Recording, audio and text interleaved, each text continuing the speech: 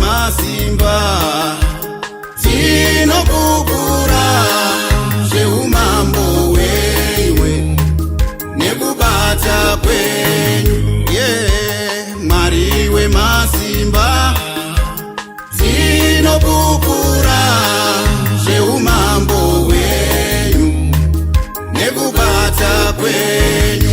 Idzo nheyo dzenyika ino dzakamiswa nemi, hakuna chinoramba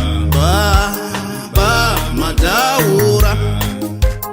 Nheyo dzenyika ino dzakamiswa nemi, moyo yedu inobvuma kuti muri Mwari. Idzo nheyo dzenyika ino dzakamiswa nemi, moyo yedu inobvuma kuti muri Mwari.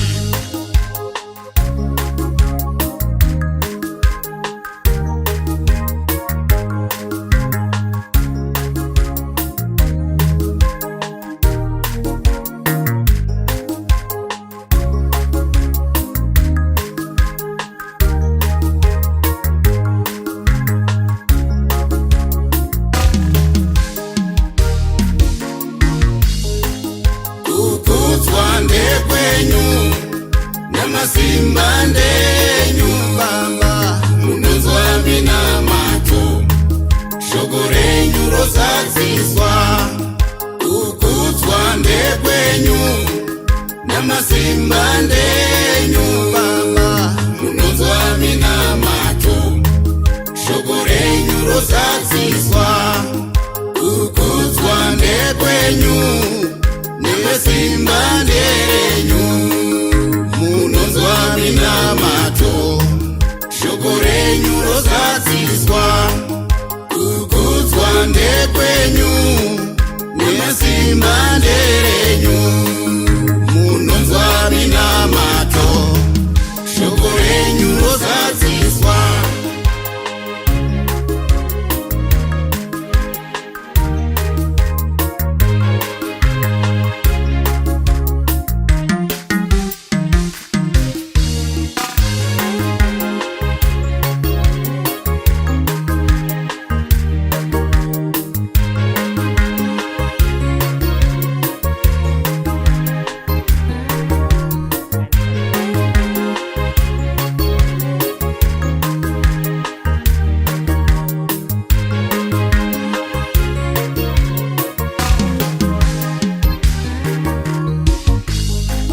Kana mhepo dzine simba dzichisimuka, chero hasha dzegungwa unodzirayira.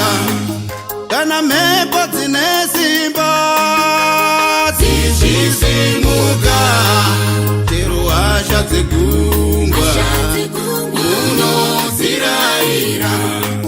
Kana mhepo dzine simba dzichisimuka, chero hasha dzegungwa unodzirayira. Kana mhepo dzine simba dzichisimuka, chero hasha dzegungwa unodzirayira.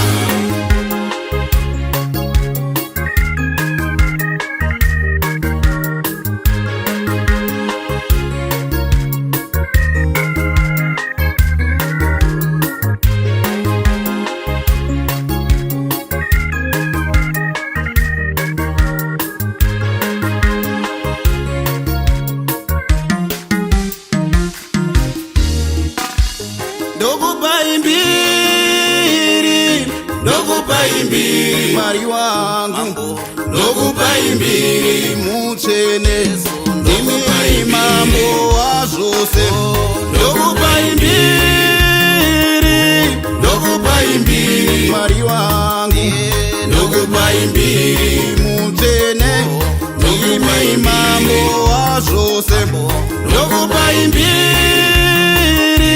ndokupa imbiri, Yesu, ndokupa imbiri, mutsvene, ndimi mambo wazvose, ndokupa imbiri, Mwari wangu we, ndimi makandiponesa, ndokupa imbiri, makandibudisa, gomba reshumba, ndokupa imbiri, ndokupa imbiri, Jesu, ndokupa imbiri, mutsvene, ndimi munoshamisa, makakunda Dhagoni Mwari wangu, makamukunzira pasi,